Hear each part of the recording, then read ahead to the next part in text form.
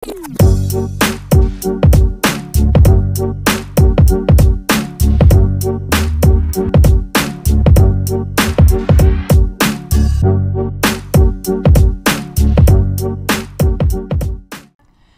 semuanya, kami dari Hima Prodi Manajemen Departemen Knowledge. Sebelum itu kita jargon dulu ya Mas Tegar ya. Oke, jargon manajemen pioner entrepreneur muslim. Keren. Jadi aku sendiri Ezra Veranda dari Departemen Knowledge yakni Hima Prodi Manajemen. Jadi kita ini kedatangan tamu dari Duta Inspirasi. Bisa diperkenalkan Mas? Oke. Halo semuanya, perkenalkan nama aku Tegar Prasetyo. Aku merupakan mahasiswa aktif di Universitas Dinamika jurusan Desain Komunikasi Visual. Gitu Mas. Oh gitu. Masnya bisa dipanggil Mas Tegar, Mas Prasetyo? Aku lebih sering dipanggil Tegar sih Mas. Oh, panggil Mas Tegar. Ya.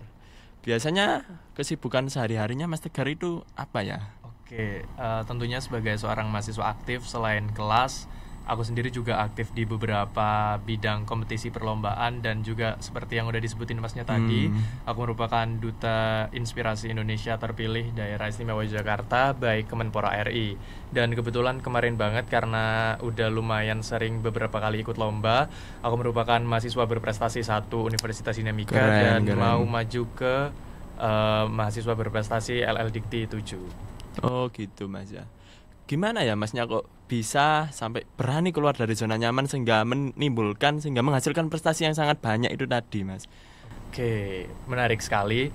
Jadi menurut saya pertama benar banget yang dikatakan Masnya, kita itu harus berani keluar dari zona nyaman, tapi bukan berarti kita jadi tidak nyaman teman-teman. Jadi untuk keluar dari zona nyaman, yang pertama kita harus punya purpose, di mana kita harus punya tujuan, apa yang membuat kita harus berani keluar dari zona nyaman tersebut. Dan selanjutnya adalah setelah purpose tersebut, kita juga tetap harus memiliki seorang inspirasi kita. Walaupun kita merasa diri kita sudah hebat, kita harus memiliki seorang mentor atau setidaknya inspirasi lah yang membuat kita merasa terus harus bisa ngejar dia, atau setidaknya bisa mengikuti jejak karir atau langkahnya. Nah, dari hal-hal tersebut nanti pasti bakalan mengalir, kita bakalan semakin berkembang. Dan tentunya kalau teman-teman udah mau serius, mau benar-benar keluar dari zona nyaman nih Kak, itu teman-teman harus mastiin pergaulan dan lingkungan teman-teman juga suportif. Jadi kalian juga harus mastiin lingkungannya itu benar-benar mau diajak kerjasama, mau diajak bertumbuh bersama, dan yang paling penting adalah nggak toksik ya. Jadi kita juga selain harus dari lingkungannya, diri kita sendiri, terus manajemen waktu ini penting banget untuk ngatur ngebalancein semua kegiatan yang kita punya.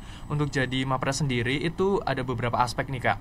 Aspek yang harus dipenuhi itu beberapanya adalah ya pertama prestasi individual, kemudian ada keaktifan organisasi. Jadi nggak cuma harus milih salah satu antara aktif organisasi atau berprestasi, tapi harus punya dua-duanya. Jadi di situ kita juga dituntut untuk selain jadi berprestasi, kita tetap harus jadi seorang aktivis di organisasi. Nah, dari hal-hal tersebut tentu yang paling krusial di sini adalah gimana cara kita membagi waktu. Nah, itu kembali ke prioritas ya. Jadi di mana kita harus ada skala prioritas, apa yang benar-benar harus dikerjakan dan dituntaskan di hari itu, dan apa yang bisa kita kesampingkan. Bukan berarti tidak dikerjakan ya Kak. Jadi kayak dikesampingkan aja. Dan nanti kalau semisal tugas utamanya udah selesai, baru kita kerjakan tugas ini. Nah, dari hal-hal tersebut tentunya yang menurutku paling krusial dan bakalan bantu teman-teman banget buat punya adalah purpose, tujuan atau hal yang benar-benar teman-teman mau rubah. Kalau teman-teman pernah denger nih ya, ada kayak istilah atau peribahasa, satu-satunya alat yang bisa merubah kemiskinan adalah pendidikan. Nah, dari situ teman-teman harus memiliki tujuan yang jelas. Misal, sekedar sesimpel kayak gini nih contohnya Kak. Aku mau bikin orang tuaku bangga, itu sebenarnya udah purpose, tapi kurang spesifik. Bangganya ini karena apa? Bangganya ini harus dicapai dengan apa? Jadi teman-teman harus punya tujuan yang spesifik. Ini sebenarnya sama halnya kayak kita berdoa sama Tuhan ya. Kayak kita sebenarnya berdoa ke Tuhan itu, Tuhan udah tahu kita mau minta apa. Tapi alangkah baiknya kalau kita ini mintanya spesifik. Jadi kayak nggak berdoanya kayak semisal, ya Allah, doaku sama kayak kemarin udah selesai. Bukan kayak gitu. Jadi kayak ya kita harus benar-benar spesifik. Ya Allah, aku mau jadi Mapres 1 nasional dan lain-lain, itu harus spesifik. Kembali lagi ke tujuan kita tadi. Jadi semisal semisal teman-teman masih punya orang tua untuk dibanggakan, jadi orang tua ini salah satu senjata yang paling ampuh untuk jadi motivasi teman-teman untuk setidaknya sebelum teman-teman nanti lepas dari tanggung jawab orang tua, teman-teman bisa membanggakan orang tua. Karena nggak bisa dipungkiri orang tua itu bakalan bangga banget ketika melihat anaknya ini mencapai sebuah penghargaan atau sesuatu yang mungkin bukan penghargaan deh, sesuatu pencapaian kecil. Orang tua itu sebenarnya udah bangga banget ngelihat anaknya udah mulai berkembang sedikit demi sedikit gitu kan. Gitu. Pastinya masnya juga pernah mengalami titik terendah di hidup kan ya. Pastinya pernah mengalami kesusahan atau kesulitan buat mencapai prestasi yang banyak tersebut. Masnya itu bagaimana cara mengatasinya? Oke, paham. Dan Oke. pastinya nggak bakalan menyerah kan masnya sampai Oke, bisa siap. mendapatkan prestasi tersebut. Oke, sebelumnya disclaimer dulu nih teman-teman, kalau aku sendiri ini merupakan salah satu penerima KIPK, di mana untuk mendapatkan KIPK ini selain harus berprestasi, teman-teman juga setidaknya berasal dari latar belakang yang kurang mampu. Nah, dari latar belakang kurang mampu tersebut itu nggak bikin saya nyerah untuk berhenti ya teman-teman. Itu malah jadi acuan saya bahwa mahasiswa KIP yang sekarang ini brandingnya benar-benar buruk di mata masyarakat, kayak mahasiswa KIP sekarang banyak banget yang foya-foya, yang dugem, yang beli iPhone dan segala macam. Nah, aku mau coba rubah perspektif itu kak. Aku mau coba rubah perspektif kalau nggak semua mahasiswa KIP itu seperti ini. Banyak sekali mahasiswa KIP yang memang tepat sasaran dan dia mau mengusahakan uang yang diberikan negara itu setidaknya untuk kembali ke negara, untuk membuat prestasi-prestasi yang ya tentu selain nama universitas, tentu kita juga atas nama negara kita. Karena beberapa kompetisi yang Tegar ikuti sendiri itu ada beberapa yang nasional dan ada beberapa yang udah emang skalanya internasional. Untuk titik terendahnya selain berasal dari keluarga yang kurang mampu itu sendiri, di mana banyak sekali akses-akses yang jadi terbatas karena latar belakang tersebut.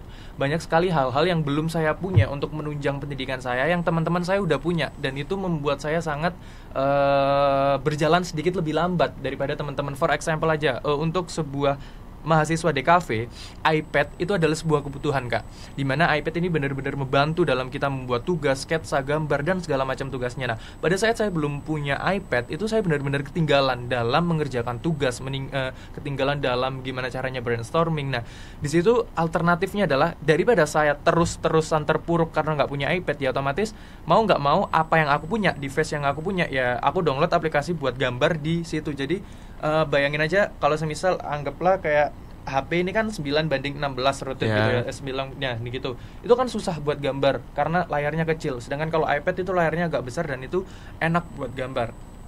Itu membuat perjalanan saya sedikit lebih lambat.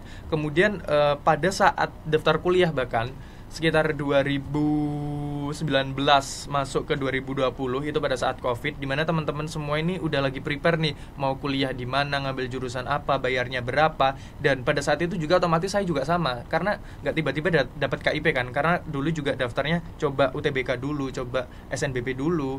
Dan pada saat itu, pada saat krusialnya saya mempersiapkan masa depan nih, anggapannya mau masuk kampus, itu ayah saya dipanggil. Jadi pada saat itu Tegar ini benar-benar kehilangan sosok yang bisa jadi tulang punggung keluarga. Dan otomatis kalau semisal Tegar kuliah, otomatis bakalan dibayar sama ayah kan ya. Kalau semisal kita lihat struktur keluarga sederhana itu bakalan dibayar ayah. Nah, di situ agak mulai hampa nih, agak mulai hilang impian untuk kuliah. Kayak ya udahlah, udah nggak ada yang bayarin, udah nggak bakalan bisa kuliah, udah mulai hampir nyerah. Benar, udah mulai hampir nyerah. Dan dari keluarga besar ya, bukan keluarga inti, keluarga besar pun sendiri udah nyarankan kalau, atau aku juga anak pertama nih ya kak, jadi aku anak pertama, aku punya adik, otomatis keluarga besar secara garis besarnya itu ya udah kamu kerja aja, kamu harus ada adik yang harus dihidupi.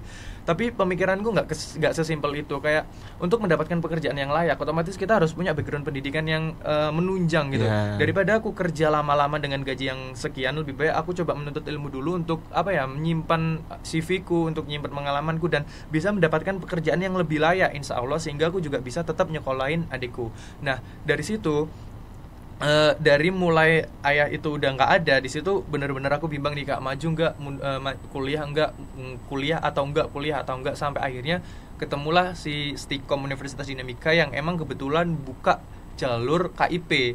Nah, di situ karena aku merasa aku membutuhkan dan aku merasa aku layak. Karena KIP ini bukan serta-merta hanya gini ya, kamu miskin kamu bisa dapat KIP, enggak gitu. Syarat untuk dapat KIP itu sebenarnya ada 2, miskin dan layak mendapatkan secara akademik. Maksudnya bukan orang yang karena untuk dapat KIP itu sendiri ada minimal IPK 3 sampai 3,5 di setiap kampus berbeda-beda.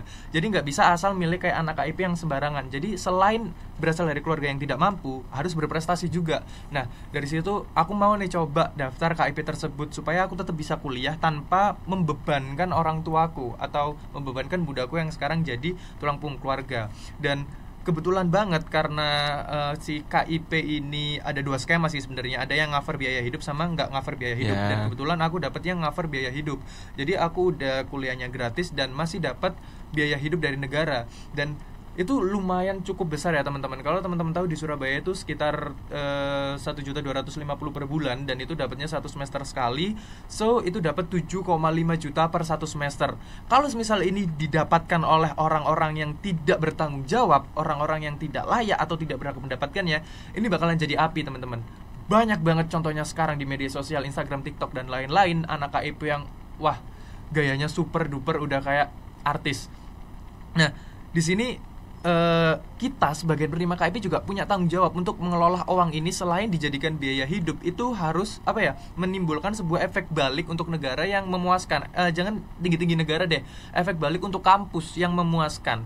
Kayak mungkin teman-teman yang dari luar kota biaya hidupnya itu dipakai buat bayar kos, makan, kebutuhan sehari-hari, itu make sense. Tapi karena aku sendiri, aku dari Surabaya, kuliah di Surabaya dan emang sempat beberapa tahun di Jogja. Dan di Surabaya ini bundaku ngontrak di sini, tinggalku nggak perlu ngekos, makanku ikut bundaku, semua kebiayaan hidup itu masih ditanggung bundaku. Jadi gini, kalau misal aku mau egois, uang 7.500.000 ini bisa aku bikin buat foya-foya. Karena aku nggak perlu apa-apa di sini, aku nggak perlu bayar kos, nggak perlu makan dan segala macam. Tapi karena di sini aku mau buktiin kalau nggak semua mahasiswa KIP seburuk itu, aku coba bikin uang 7.500.000 ini buat muter otak gimana caranya biar bisa bikin lomba, biar bisa ikut lomba. Kalau teman-teman tahu, nggak semua lomba itu di cover sama kampus ya.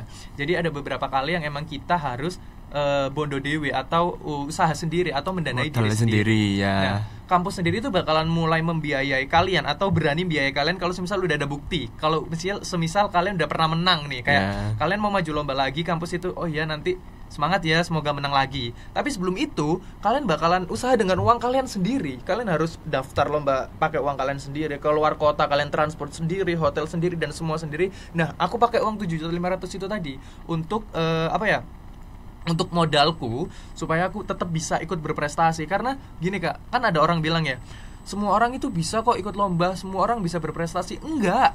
Kalau misal nggak punya dan nggak mampu, gimana caranya?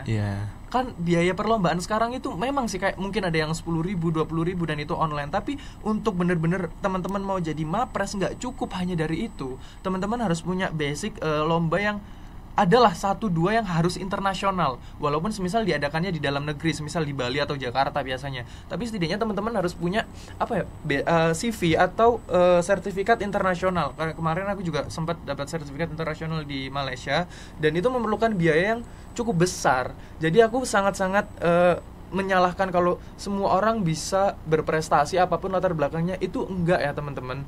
Karena banyak banget teman-teman kita sekarang ini yang kendala untuk bayar kuliah aja itu susah, tapi masih dipaksa buat ikut lomba yang segala macam, itu malah membebankan dia. Maka dari itu kita nggak bisa ngecap semua orang ini sekarang kondisinya sama rata, itu nggak bisa. Semua orang memiliki kondisi keuangan yang berbeda, semua orang memiliki tanggung jawab yang berbeda. Ada yang udah kuliah tapi dia harus nanggung adiknya, dia harus nanggung biaya orang tuanya, ada yang kayak gitu. Jadi nggak bisa kita sama ratakan. Jadi kalau aku pribadi Kak, walaupun anggapannya aku jadi mahasiswa berprestasi nih, aku nggak pernah sama sekali memandang sebelah mata teman-teman yang tidak berprestasi atau yang sekedar kuliah pulang. Karena kita nggak tahu dia kuliah benar-benar pulang santai-santai atau dia kuliah terus lanjut kerja. Nah, karena semua orang itu pasti punya tanggung jawabnya masing-masing. Jadi kita nggak bisa mandang orang berprestasi itu adalah orang yang paling perfect, teman-teman. Enggak, itu salah banget. Jadi malah menurutku nih Kak, kan aku ini anggapannya mahasiswa yang organisasi, lomba, kelas gitu aja. Itu dianggap hebat sama orang-orang. Tapi di luar sana ada yang mahasiswa kerja. Menurutku adalah lebih hebat yang ini. karena sebelum menjadi mahasiswa pun aku udah sempat ngerasain kerja ya, karena kan jeda antara kelas 12 lulus sampai mau kuliah ini cukup lama. Nah, itu aku sempetin buat coba cari kerja, dan akhirnya benar-benar ngerasain dunia pekerjaan ketika kita tidak punya ijazah itu gimana kerasnya. Dulu aku pernah jadi sales, aku pernah jadi barista, aku pernah jadi kasir. Jadi semuanya udah aku coba, dan ketika kalian bener-bener terjun ke dunia kerja, udah kasir sama barista deh, teman-teman bakalan ngeliat gimana egoisnya manusia ketika manusia udah punya uang. Teman-teman bener-bener bisa ngeliat gimana kayak kalian direndahin, kalian bener-bener dianggap sebelah mata. Maka dari itu, mahasiswa paling hebat itu bukan mahasiswa yang berprestasi, tapi mahasiswa yang masih bisa untuk menyeimbangkan nilai walaupun dia kerja. Gitu. Keren banget Mas Tegar.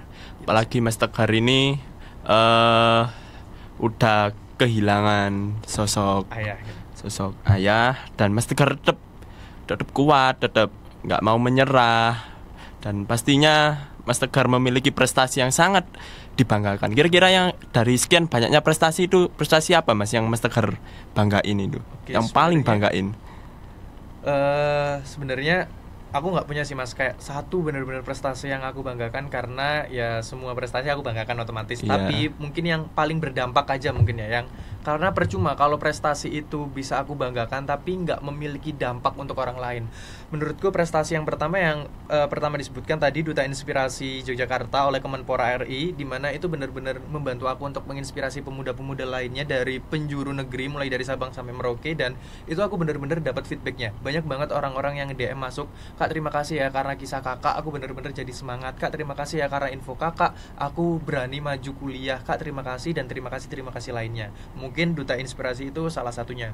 Kedua, untuk lomba internasional ISEF ASEAN apa gitu namanya, dan dilaksanakan di Universitas Diponegoro, itu aku bikin sebuah media pembelajaran, di mana media pembelajaran ini untuk anak ADHD.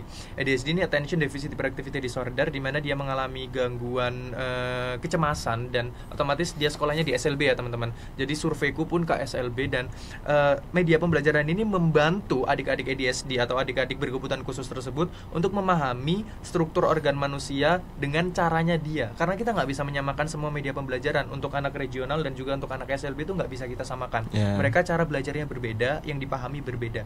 Jadi media pembelajaran yang aku buat ini adalah kayak sebenarnya sederhana tapi impactful. Jadi di situ aku bikin kayak boneka dari kain flanel, kalau kakak tahu, kayak boneka 3 dimensi, bentuk jantung, paru-paru, lambung, hati, dan itu ditaruh di sebuah kayak celemek. Celemek kan bisa dipakai gitu ya teman-teman. Nah, dari celemek itu ada klipnya, ada kretekannya.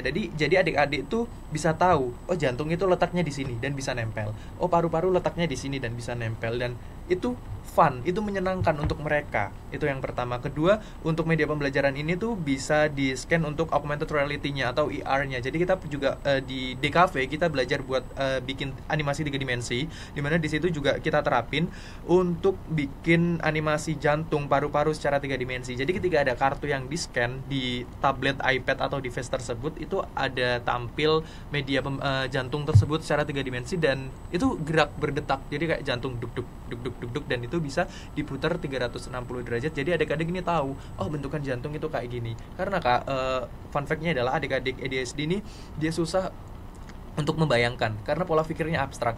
Kalau semisal kita dikasih kertas bentuk jantung, kita bisa tahu, oh jantung itu bentuknya gini walaupun kertasnya bentuknya 2 dimensi. Nah, adik-adik itu nggak seperti itu. Adik-adik SLB yang aku jumpai, pola pikir mereka itu abstrak. Mereka nggak bisa mendefinisikan dari satu gambar atau bahkan tulisan, malah nggak bisa. Nah, maka dari itu kita perlu sebuah media pembelajaran yang benar-benar setidaknya menyerupai rupa tersebut tapi nggak menakutkan. Kayak semisal hal-hal yang media pembelajaran dipakai mahasiswa kedokteran yang menekin benar-benar serupa sama organ aslinya, itu kan sedikit menakutkan ya. Nah, itu gimana cara kita mengelola itu menjadi sesuatu yang fun tapi tetap mirip sama bentuk aslinya. Dan pada saat saya ke SLB itu saya merasa tertampar ya kak. Sebenarnya udah banyak proyekku yang dilakukan di sekolah luar biasa untuk anak-anak berkebutuhan khusus, tapi ada satu momen di mana kayak aku ini ngelihat semangat adik-adik SLB untuk sekolah di tengah keterbatasan mereka ini sangat teramat tinggi, dan ini nggak aku temukan di sekolah reguler, nggak aku temukan di sekolah negeri SD SMP pada umumnya, dimana kayak oke lah anak-anak nakal biasa ya lari ke sana kemari. Nah, anak-anak SLB ini ketika diajari itu mungkin kita harus memiliki kesabaran yang ekstra untuk supaya dia paham, untuk supaya dia tenang, untuk supaya dia tidak tantrum. Tapi ketika dia udah masuk ke ambience pembelajaran, ketika dia udah masuk ke universe kita untuk belajar, itu dia tuh seakan-akan lebih niat daripada yang ngajar. Dia tuh seakan-akan emang memiliki cita-cita yang tinggi, padahal memang kayak walaupun semisal Down syndrome ya, anggaplah Down syndrome dan Down syndrome-nya parah, dan walaupun sebesar apapun semangat dia nggak bakalan bisa jadi dokter, tapi dia memiliki semangat sebesar itu. Jadi kayak siapa yang di sini cita-citanya mau jadi dokter? Saya.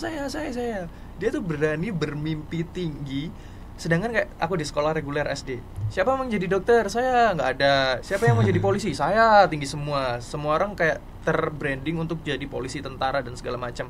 Sedangkan kepedulian dari adik-adik SLB sesama SLB lainnya, kepedulian adik-adik berkebutuhan khusus, ABK, anak berkebutuhan khusus dengan ABK lainnya itu benar-benar tinggi.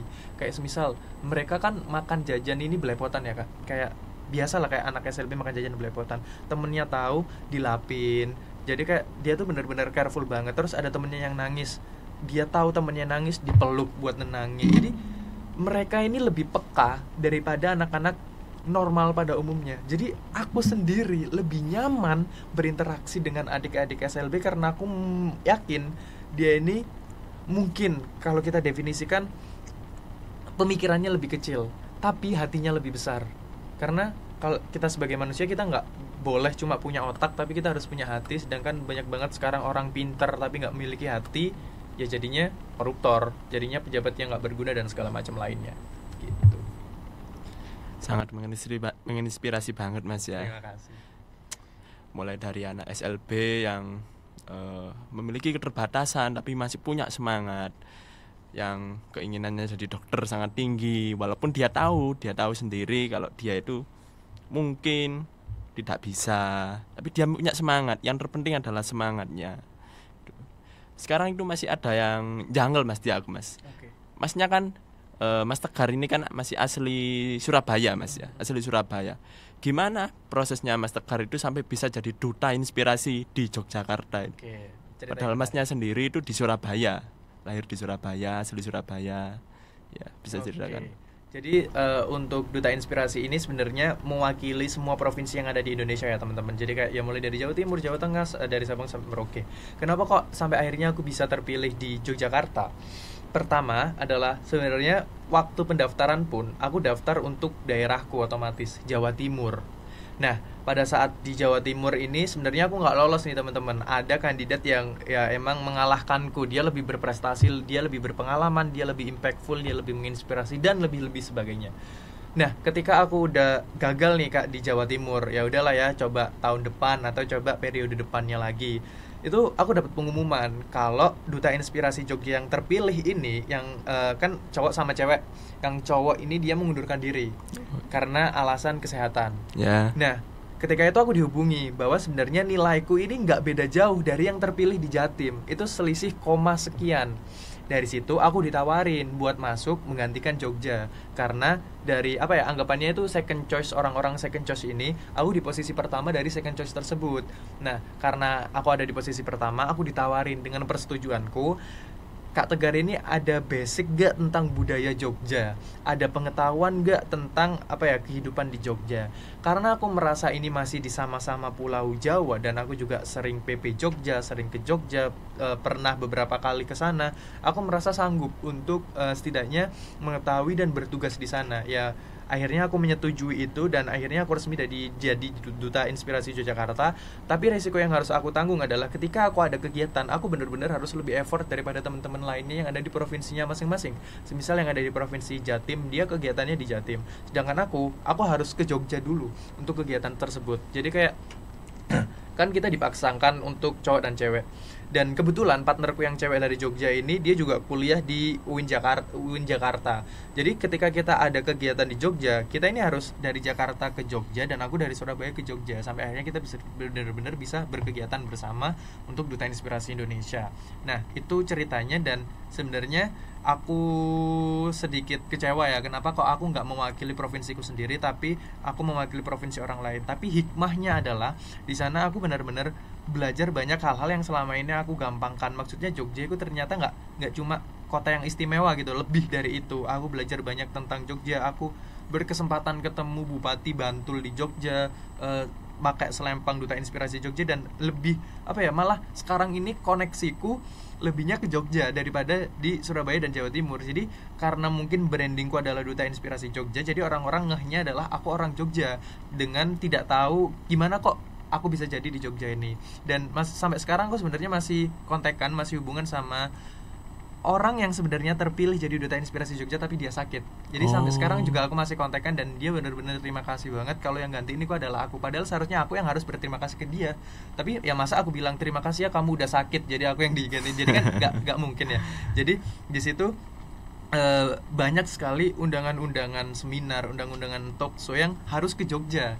Jadi kayak aku dari Surabaya ada undangan UIN Jogja juga minggu depan, jadi saya harus ke Jogja, diberangkatin ke Jogja. Jadi malah itu membuka peluangku lebih banyak. Maksudnya kayak gini, kalau misalnya aku nggak jadi Duta Inspirasi Jogja, mungkin aku nggak akan dikenal di Jogja, aku bakalan dikenal di Jatim aja.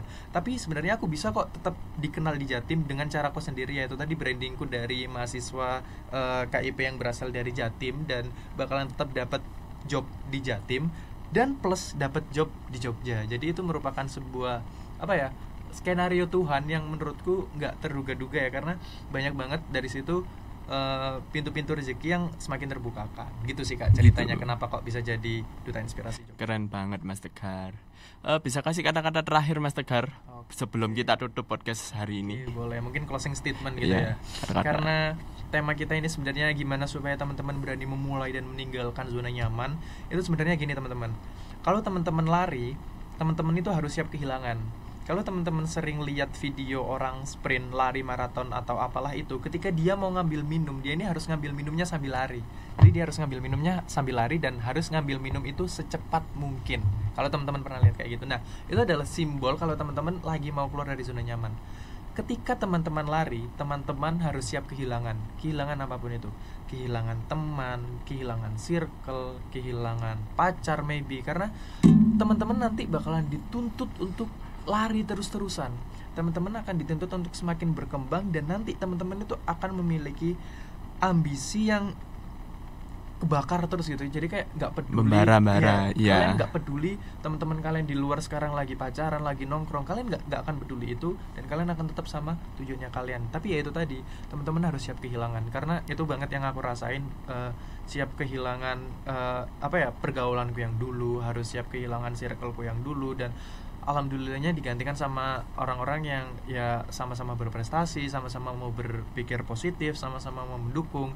Tapi ya itu tadi, tetap ada rasa penyesalan di mana aku kehilangan aku yang dulu pertama. Dan yang kedua adalah kalau semisal teman-teman udah berani keluar dari zona nyaman, sebenarnya teman-teman harus bikin itu nggak tetap jadi zona nyaman. Semisal kayak gini deh Kak, aku sebelumnya belum berani nyoba, dan akhirnya aku berani nyoba lomba sampai akhirnya aku menang. Ini sebenarnya zona nyaman yang baru, zona nyaman yang baru karena lomba menang. Nah, aku harus berani lompat lagi keluar, cari zona yang tidak nyaman lagi. Dengan apa Kak? Sekarang itu lagi ini gencar-gencarnya volunteer ke luar pulau, ke Banda Neira, Papua dan segala macam. Ya aku bakalan nyoba hal tersebut, hal yang sebelumnya tidak aku mampu, hal yang sebelumnya tidak aku bisa, tapi aku harus nyoba. Karena apa? Karena ya udahlah, aku loh toh udah bisa di sini, dan biarkan adik-adik cutting, adik-adik lainnya dan mahasiswa lainnya yang bisa jadi mahasiswa berprestasi. Aku udah bisa di sini, dan udah saatnya aku keluar dari zona ini. Aku harus coba zona-zona lainnya. Jadi teman-teman, kalau misal teman-teman mau mulai berproses, mulai bangkit, mulai aja dulu, nggak usah peduli apa kata orang, karena nanti juga bakalan banyak banget yang benci teman-teman. Karena apa? Orang-orang yang ngomongin kita di belakang, otomatis posisi dia ada di belakang. Iya. Jadi kayak orang-orang yang ngomongin kita di belakang, otomatis posisi dia ada di belakang, dan itu normal. bener-bener normal banget kalau teman-teman diomongin, teman-teman nggak disukain. Anggapannya kayak gini, kalau teman-teman lagi dipanggang bareng-bareng nih, direbus di panci yang mendidih. Ketika teman-teman berusaha keluar dari panci tersebut, teman kalian lainnya bakalan narik kalian lagi masuk. Nggak terima kalau misal kalian sendiri yang jadi orang sukses atau kalian sendiri yang maju. Indikasinya seperti itu. Jadi nggak apa-apa kehilangan 1, 2, 3 teman yang negatif. Nanti Tuhan pasti ganti itu menjadi sesuatu yang lebih positif. Gitu. Sangat menginspirasi banget ya Mas Tegar. Dan ya teman-teman pastinya jangan takut buat dibenci gitu, karena orang yang membenci kita itu pastinya ada di belakang kita. Orang tersebut itu tidak mau kita lebih maju. Seperti itu. Terima kasih banyak ya Mas Tegar. Terima kasih. Jangan lupa subscribe, like, dan komen teman-teman. Dan juga nantikan episode berikutnya. See you. See you.